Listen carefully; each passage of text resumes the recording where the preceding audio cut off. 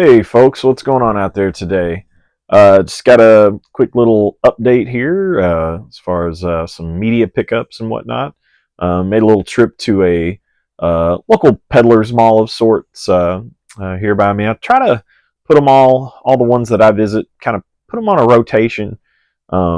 Every couple, 2 or 3 weeks, I'll hit one. I try to keep a mental list of how often I've been to certain ones, kind of rotate them in and out. It's just you hit the same ones constantly. It's tough to find new stuff, in my opinion, unless you're just really lucky and have a Peller's Mall that's like constantly cycling in and out new stuff and bringing in new items and stuff. But got a few items here today, a few things that I picked up.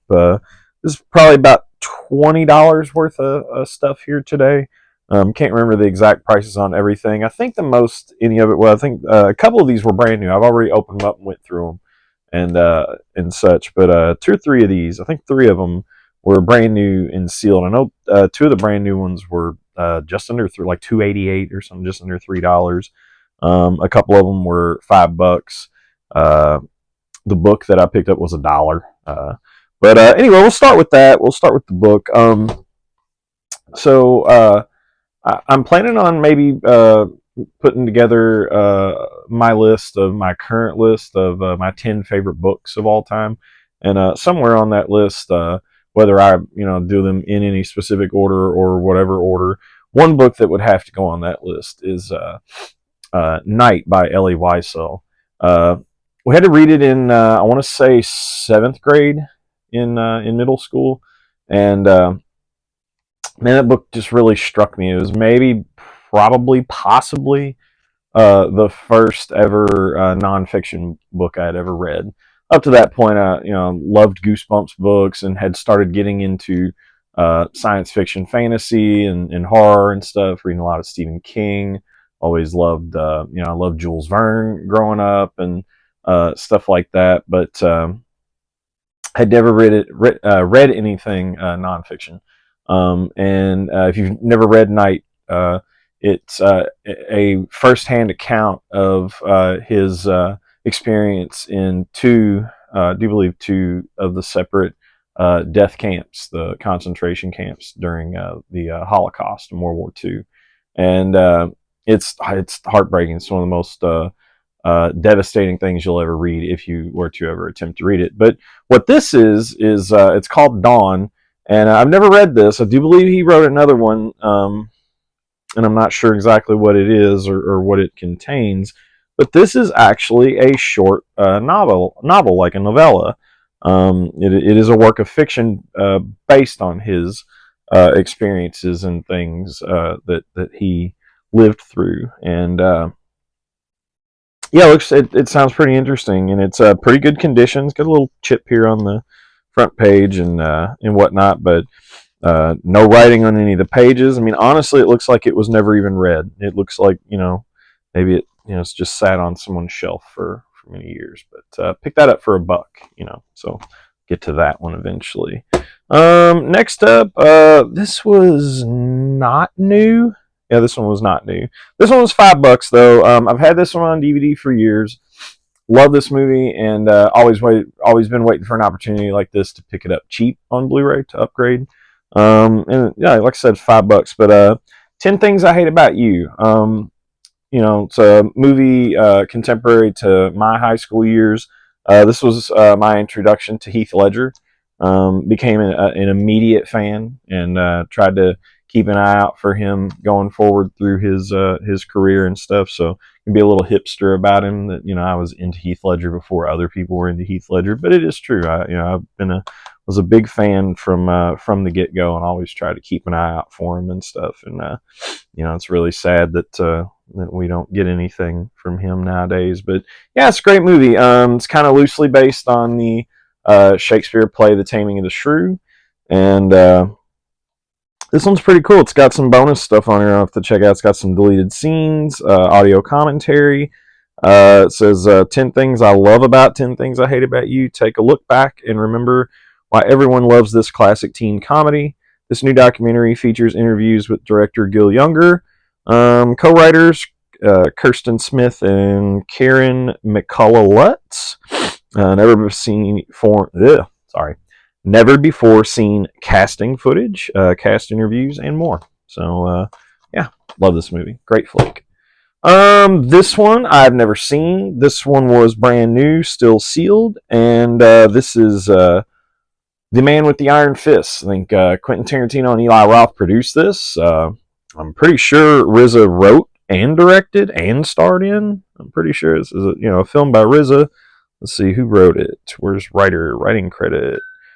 I don't see it anywhere, but I'm pretty sure like this is like RZA's baby. I'm pretty sure he wrote it, directed it, stars in it, did the music for it, and it's I imagine from what I remember of the trailers, it's just him, doing like a fantasy kung fu flick. So looking forward to checking this one out. It's got a pretty cool cast: Lucy Liu, Russell Crowe, Dave Bautista, some cool stuff. Looking forward to that one. This is another movie that I've had for years on DVD. Just kind of always wanted to upgrade to the Blu-ray copy, and I got this one for $3, brand new, sealed, and that is Alpha Dog. This is an excellent movie. This is kind of some neat, just like everything all around between the cast, the director, and stuff. I mean, it's based on a true story, the true events.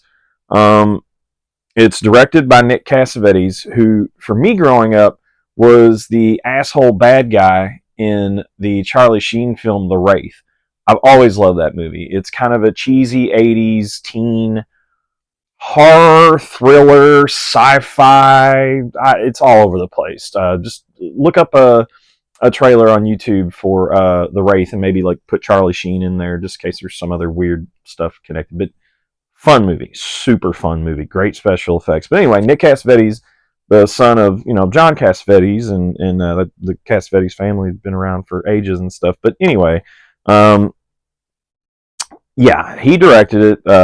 It's got a bunch of people in. Ben Foster, who I love. This is the first thing I ever saw Ben Foster in. He's one of my absolute favorite actors, let alone just character actors, whatever.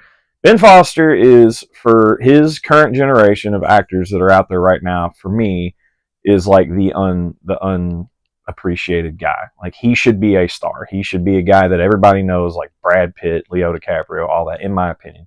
He is that good of an actor. He just never, I don't know, something about, I guess, just never ended up being seen as that guy. But he's fucking great. Let's see here. Emil Hirsch is great in it. Sharon Stone's in there a couple times. Justin Timberlake's probably the first time I ever saw him do any serious acting. Anton Yelchin, rest in peace. Bruce Willis got a small part in there. Let's see here. Who else? There's a bunch of other people in here that I'm blanking names on. Who else is in here? Oh goodness. Anyway, it's a great cast. It's a cool movie. Always wanted to pick it up on Blu-ray to upgrade, but I'm rambling, so let's move on. This one I grabbed because it was like $2 and it was brand new.